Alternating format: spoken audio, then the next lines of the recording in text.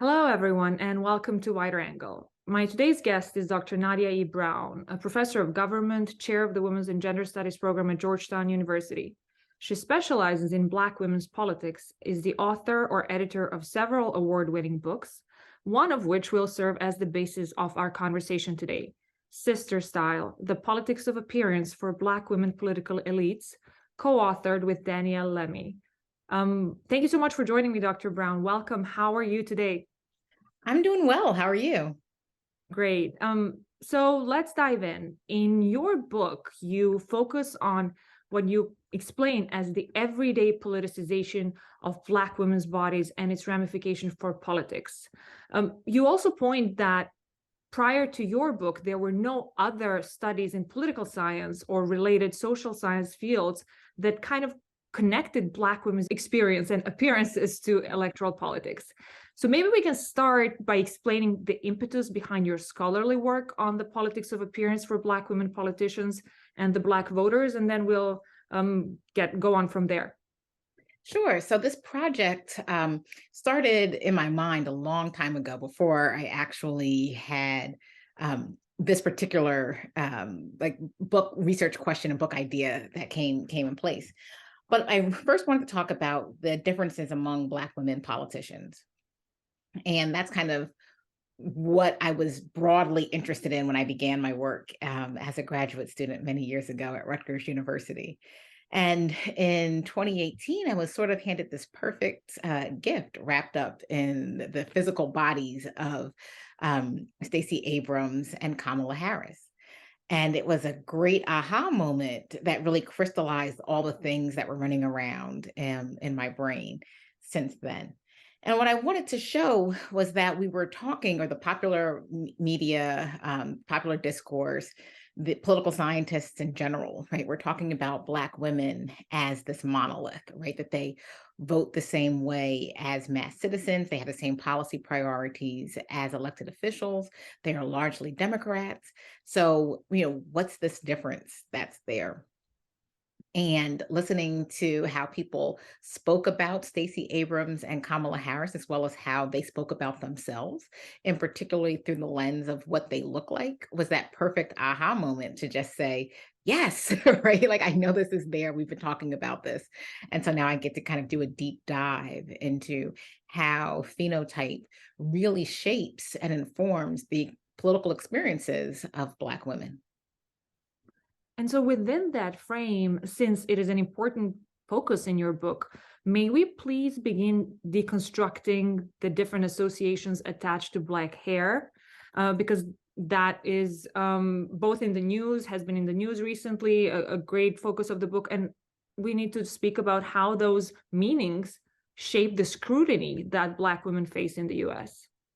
Yeah, I mean, ultimately, right, that is one of the big things that I'm trying to do in this work with Nadia E.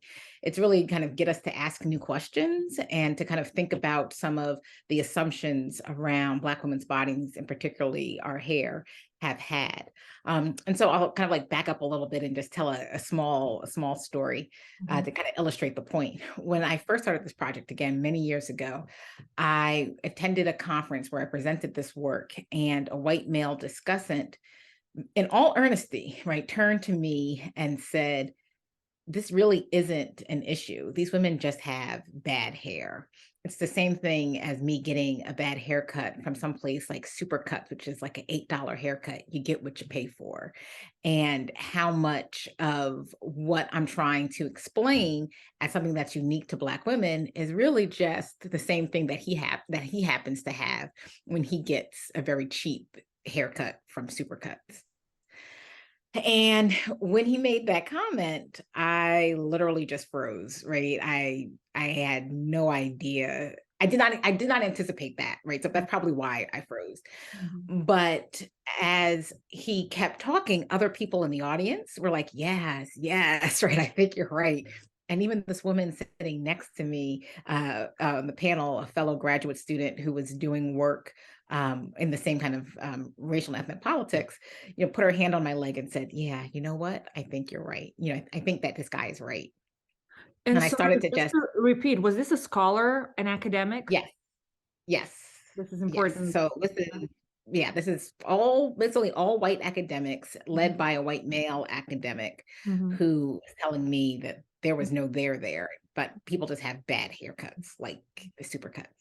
And I remember, like, the hot tears, the like angry frustration, not necessarily like sad, but just like the angry tears were flowing violently down my face. By the time that I could finally like kind of compose myself, because again, I'm at an academic conference, I'm trying to look professional, right? Like this is my peers and my colleagues. I just said, no, I think that there are these differences that Black women face. And after talking with my friend and colleague Camille Burge, and to be honest, after a couple of drinks that night, I was able to have like a different orientation to this. But what I walked away with was that I need to lead with a stronger and more compelling argument about Black women's hair. And because it's something that many people, unless they live with people with Afro textured hair or Mhm. have it themselves, they have very little understanding. So it Mhm. led me to be much more concise, much tighter, much more engaged with scholarship outside of political science about Afro textured hair. And that's why this book is really like a deep dive into anthropology, sociology, women's and gender studies, Africana or Black studies in the front end, right? To kind of really engage with scholars in different disciplines that have been talking about like the contours, the politics of Afro-textured hair, to explain why this is a phenomenon that we haven't talked about in political science. And I think mainly, right, because there haven't been as many people of color in political science, right, who are interested in this kind of work. But to, I guess, more directly talk to your question, there are connotations of good and bad hair. And I use the quotation marks because, right, to be honest, good hair is hair that grows in the way that you would like it to grow. And bad hair, right, is kind of hair that doesn't. But in an American society, right, there are cultural contexts that are built on white supremacy that relegate people that have coarser, curlier, short or matted hair as bad hair. Or those that have good hair are seen as people with straight, more manageable, flowy hair. And that's really built on this like Eurocentric view of what physical attributes are closer to whiteness, right? In the kind of Euro-American centered view. And people of African descent worldwide, right? Not just here in the United States, but are walking like some kind of fine line between kind of pushing back and pushing back on those narratives and embracing their own texture and kind of the coarseness or style in which their hair can grow. But this is all, right, a really byproduct of racism and white supremacy. So again, there's no such thing as good hair or bad hair, but we have connotations of what they mean that are read through a lens of white supremacy. First of all, thank you for that anecdote. It's a very important one, and I appreciate that you decided to share it. I can only imagine how uneasy and triggering it might be to even retell it. So now that you touched upon a little bit, I wanted to actually ask you about the origins of today's focus on Black women's bodies in public life. And so would you elaborate a little bit more about the historical legacy of colorism and that hair texture preferences within the framework of anti-Blackness and racism in the US?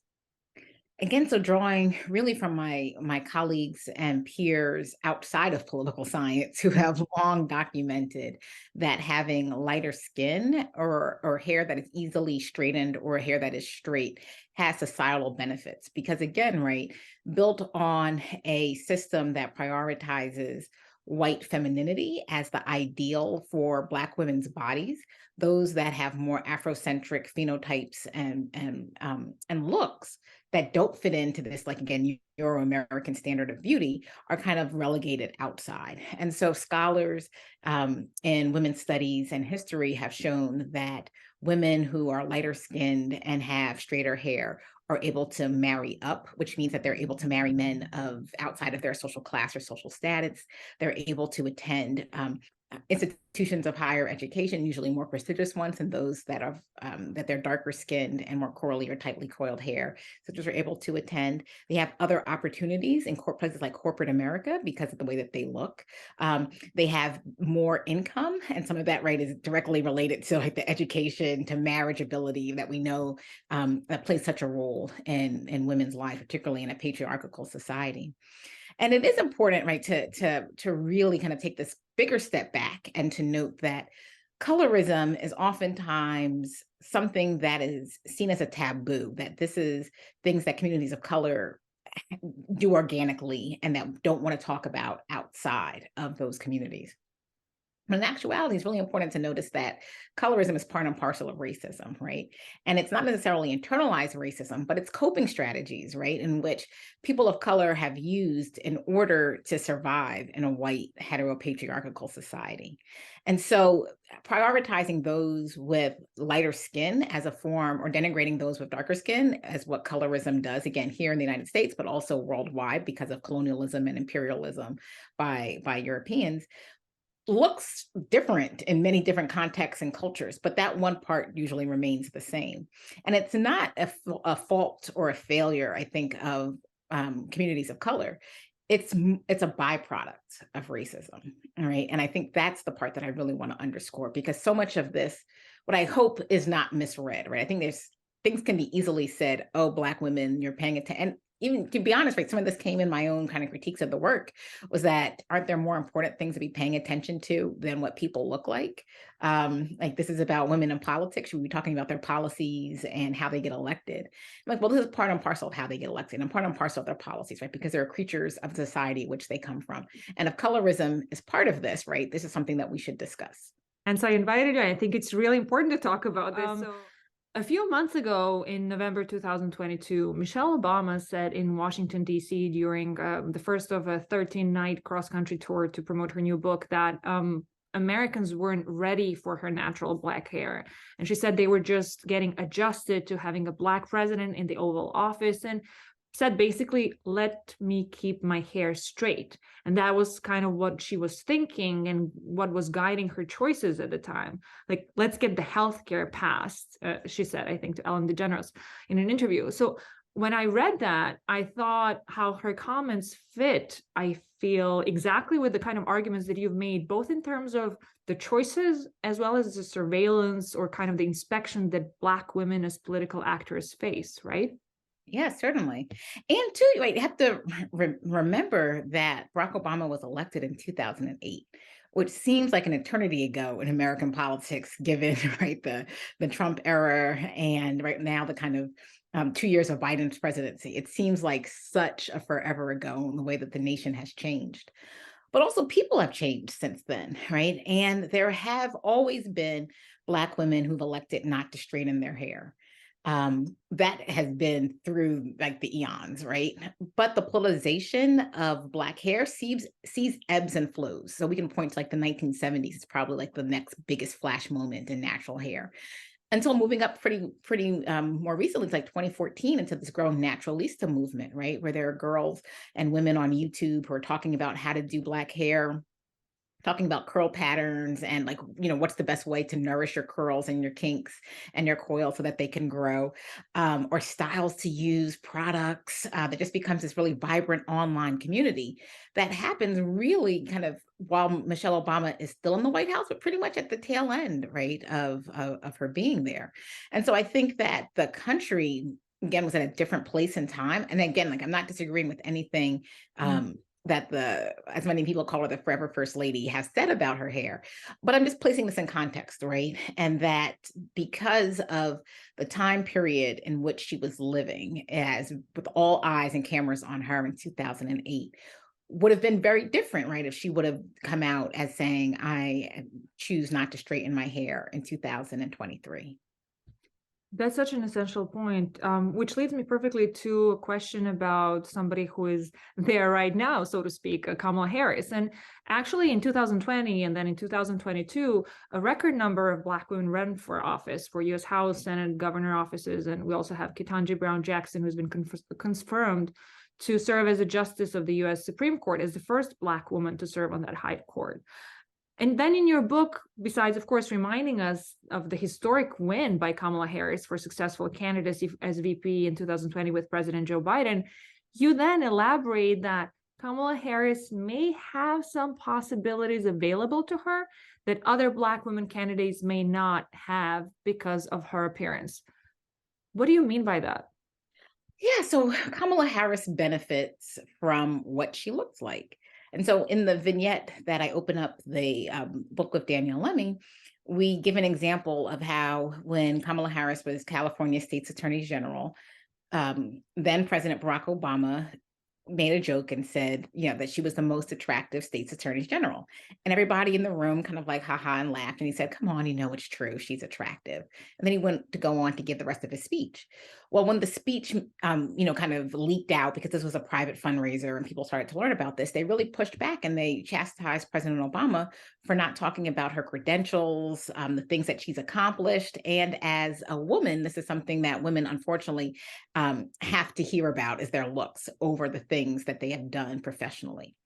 And President Barack Obama apologized and agreed that, this might have been an inappropriate comment, even if he was joking and made it as a compliment in jest. And so that comment was really instrumental, again, when you juxtapose it to Stacey Abrams, who said on a syndicated New York talk show, an urban radio show, that people don't think she's viable, although she was the most qualified person in the 2018 gubernatorial race because she's dark-skinned, heavy-set, has natural hair, and no husband.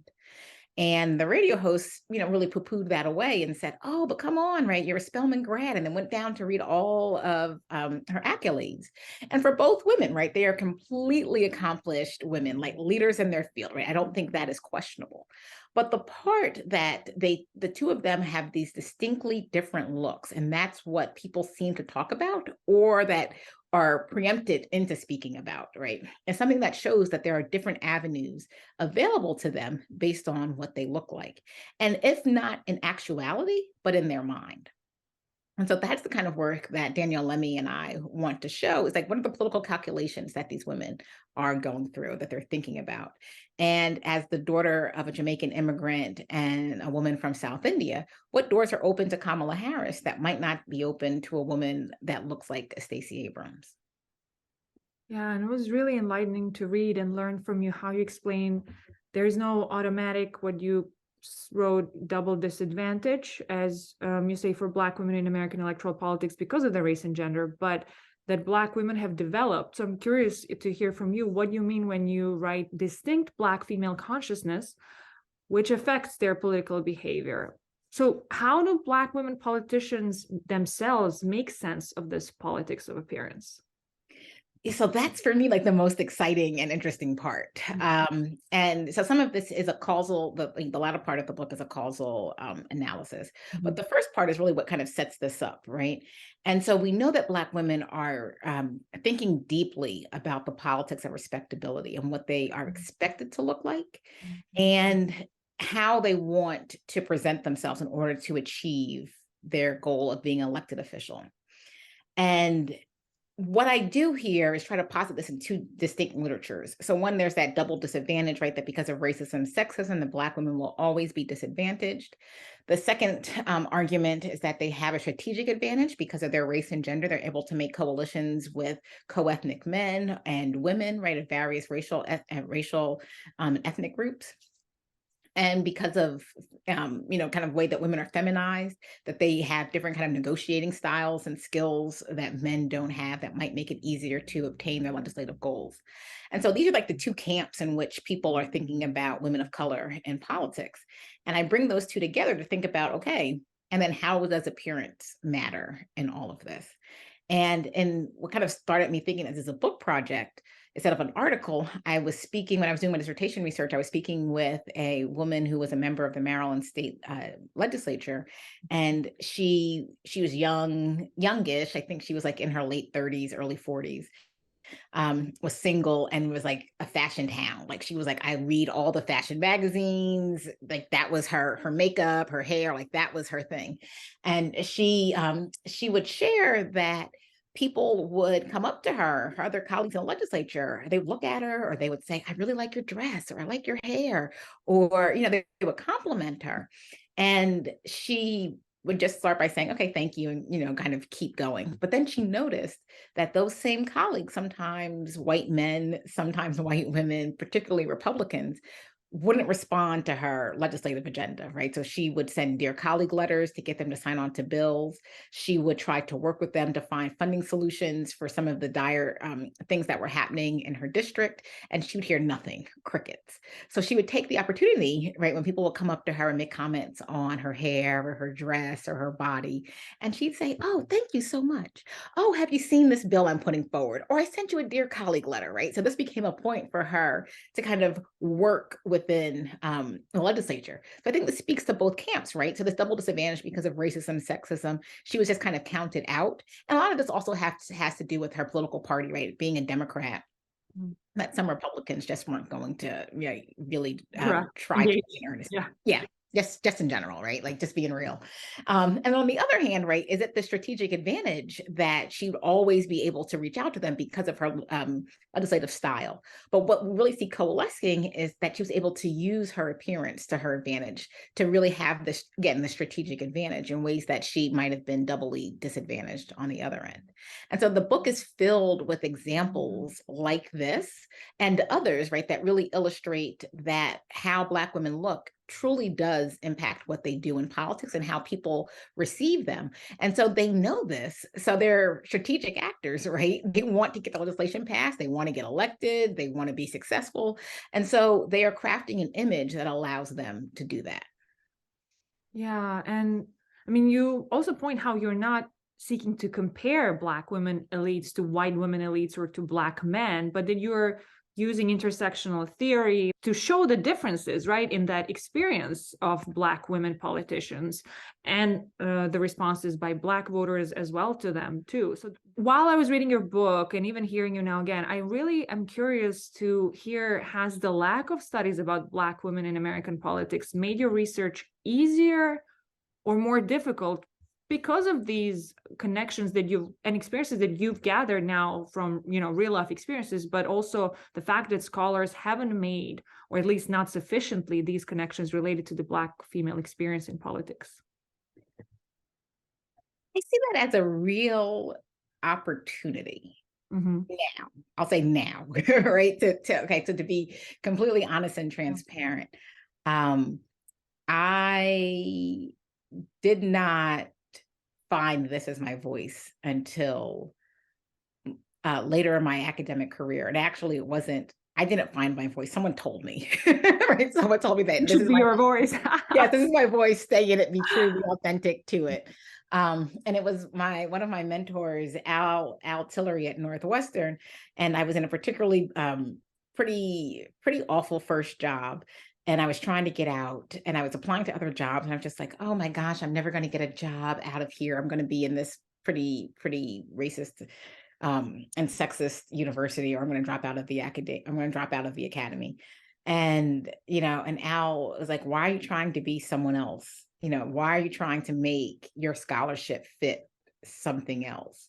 Maybe you're not getting interviews because you are hiding the benefits of the scholarship that you do. And I sat there and I was like, no, that's not the case. Right? I really wanted to be combative. But then later on I sat with it. I was like, you know what? I think he's right. I'm just going to go in, right? Like, this is who I am.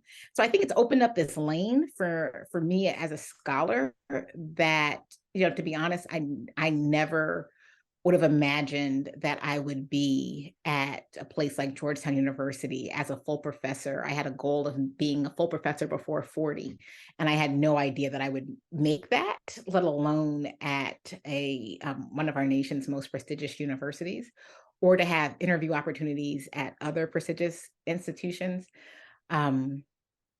And I think it was because I was able to kind of carve this lane, but I don't see this as something for me. And I think that's the part that I still have to kind of pinch myself sometimes. I never got into talking about Black women's scholarship as a way to, build a name for myself, or to actually even build a career. It was more of a desire to share the narratives of the women that are doing this work. And so I grew up with a brother who's 11 months younger than I am. So we basically grew up like twins. And I remember very distinctly when things changed, when he hit puberty and I hit puberty, and he was, automatically a boy, a man child, and was given certain rights and privileges that I did not have. And then I kind of opened my eyes and turned around and saw the rest of the world. And I was like, oh, the rest of the men, right? Like, men are having all these privileges.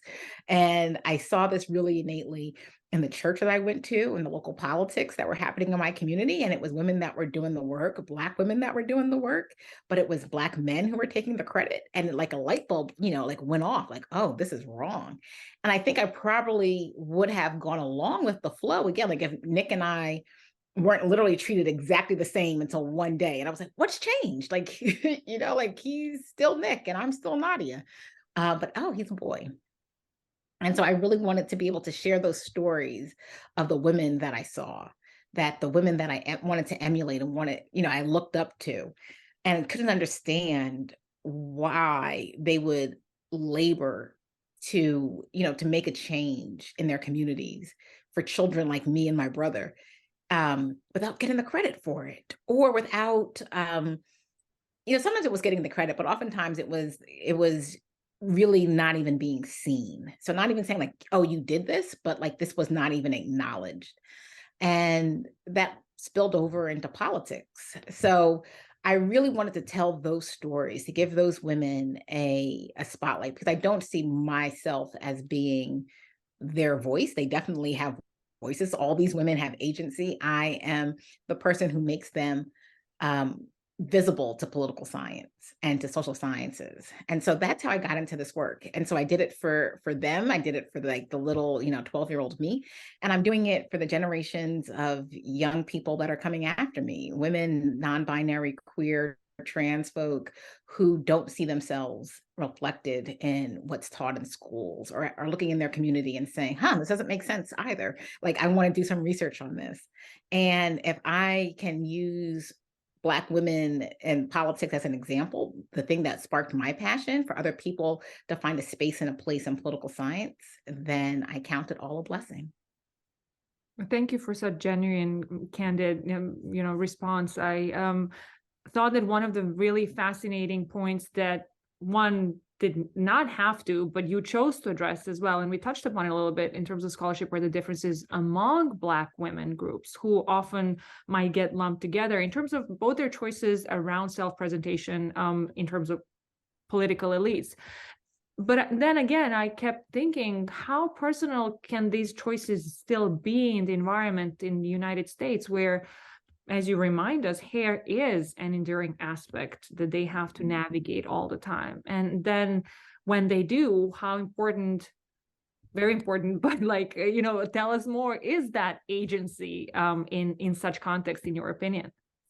Yeah, I mean, so that's I think hair then becomes the space where we can see those pushbacks, right? And that's why I'm so interested in this, because I think in some ways, right, it's kind of like a metaphor for how marginalized groups live in America in general, right? Because there are clear constraints, and then there is agency, and what you do with it, right, is the thing that I'm interested in.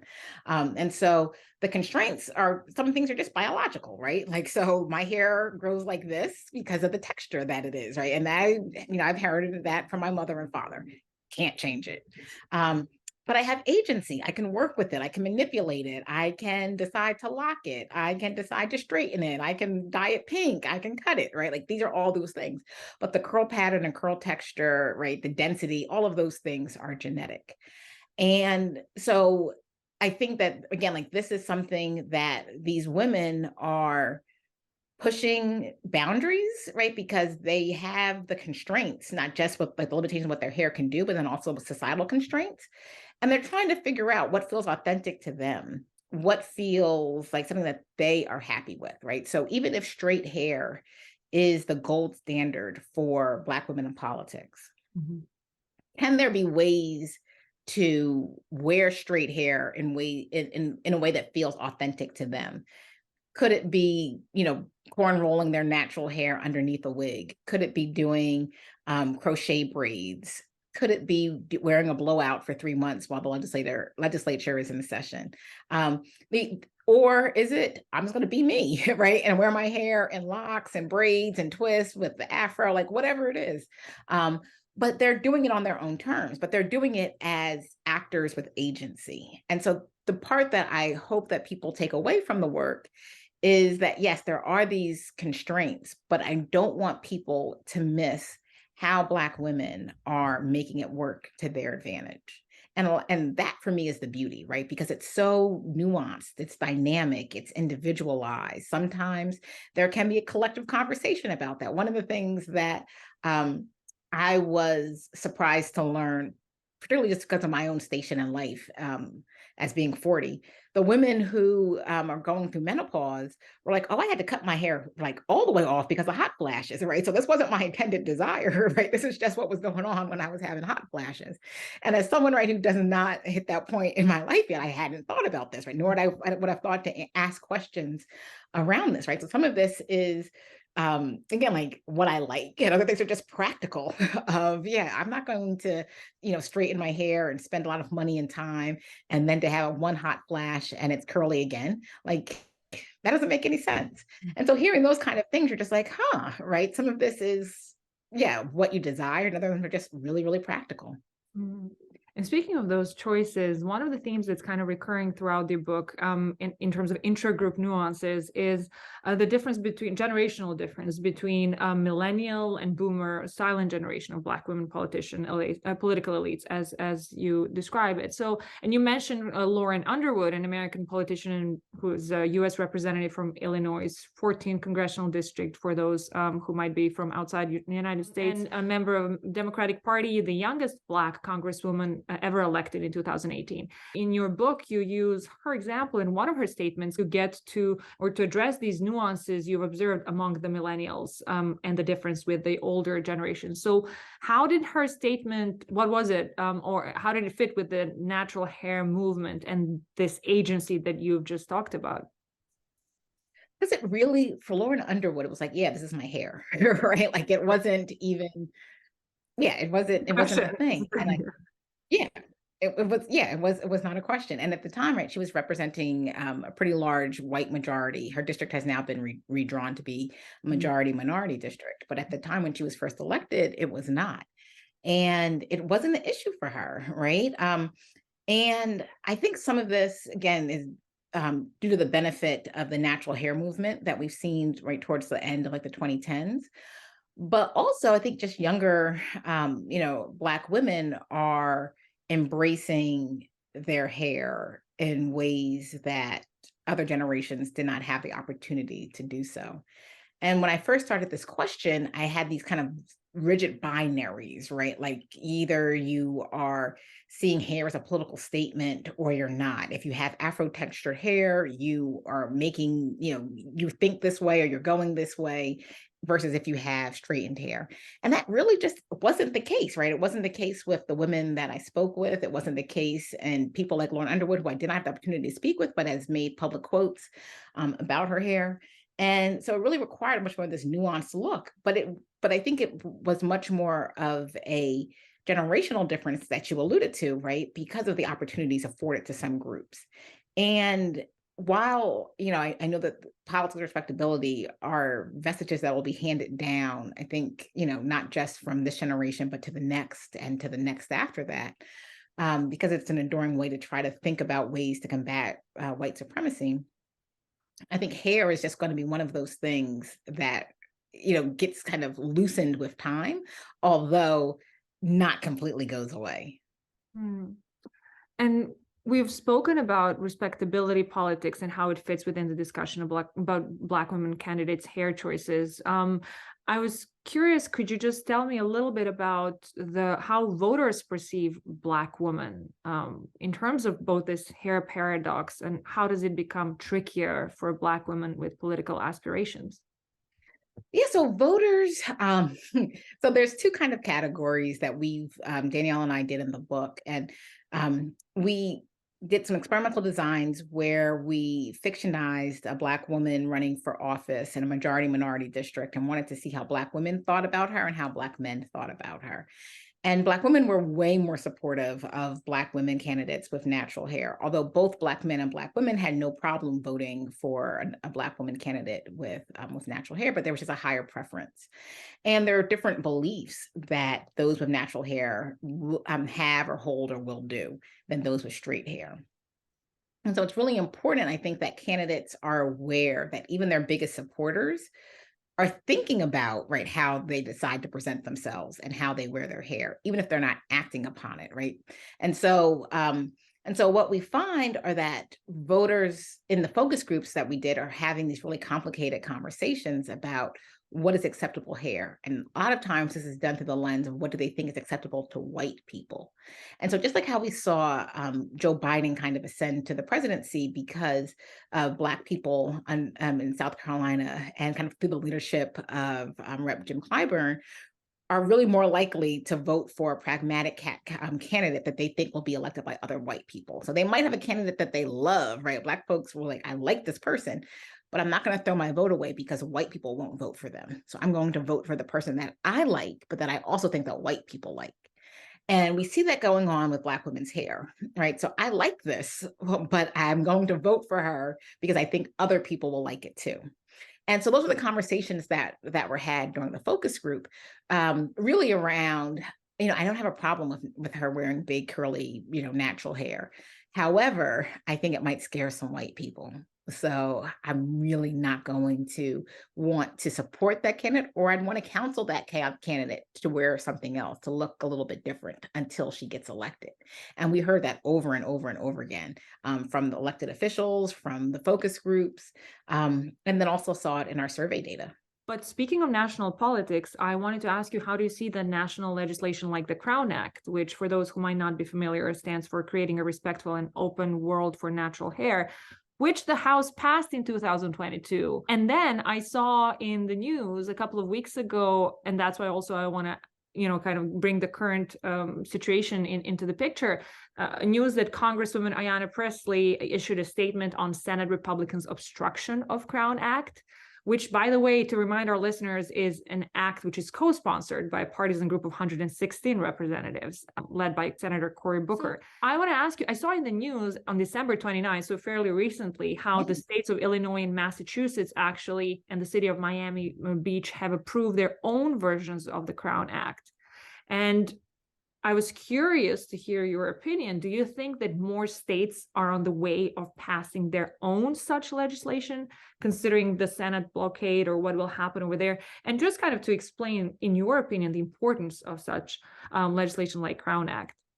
Yeah, so that's typically what we see, right? And so I'm thinking back to Jake Grombach's work about states as these laboratories of policies, and how sometimes states are falling down on the job for passing things that are useful around race and racism. The Crown Act is a distinct difference, right? So we know that the Senate failed to pass the Crown Act. It was a deep disappointment late last year. And I don't believe that it's going to probably come up in the 118th Congress, just given the Republican leadership in the House, and honestly, with the inability of Republican leadership in the House in the first beginning.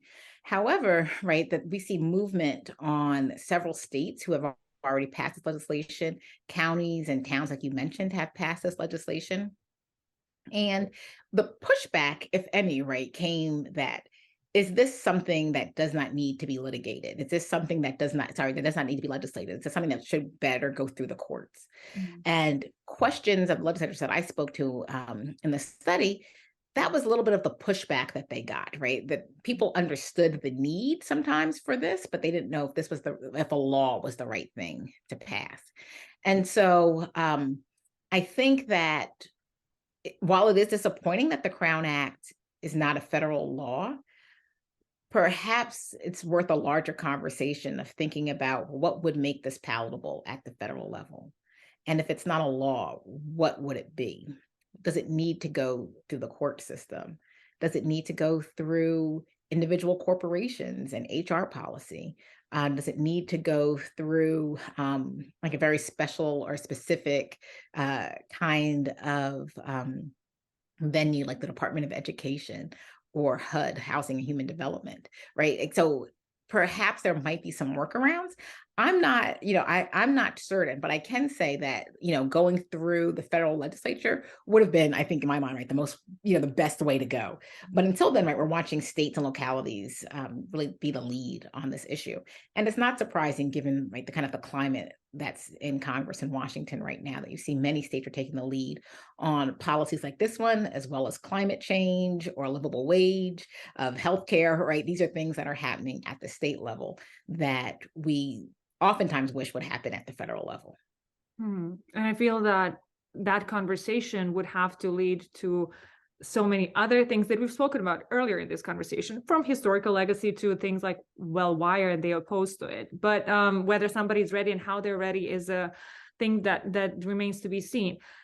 Last question. I love to ask my guest, Dr. Brown, about the wider angle of your research. Both, on the topic of Black women's bodies in public life, particularly maybe because of hair choices, as we spoke about in this conversation. What would you want the readers of your scholarship, this particular book, let's say, to take away about Black women political elites in the United States? So what I would like, I guess maybe it's not a takeaway, but it's a question. I want people to rethink their assumptions. And so it starts off with the vignette that I kind of, the example that I shared earlier about, being told that this was just a bad haircut. Right? So why is that the assumption, right? And are there blinders? Are there Eurocentric or Euro-American blinders that prohibit you from seeing that just because you don't have that experience, that someone else doesn't, and that it plays a meaningful role in how they go through life? And so I think, like any, good intersectionality scholar, right, it's how do we see the complexities, the nuances in the human experience that power shapes and informs. And so hair is one of those takeaways, right? It's something that I think most people take for granted, particularly if it's growing the way you want yours to grow and it's doing some of the things that you want yours to do. And you think about it mostly like an individualized level, or even in a community level, right? Like this is things that people in my peer group are doing or wearing or looking like, but without thinking about the historical messages of racism, of sexism, of classism, right, of gender that are kind of embarked and embodied on people's hair. And so, yeah, so the thing that I want people to take away is to start looking at places where we assume that we know something, and we're taking our own personal experiences as just the truth of what other people's must be. And it definitely isn't, right? And hair is just, the vantage point that allows us to see this. Dr. Nadia Brown, thank you for joining me in Wider Angle. Thank you so much for having me. And for all of you in the audience, stay tuned for more conversation with people from all over the globe. Have a good day. Bye.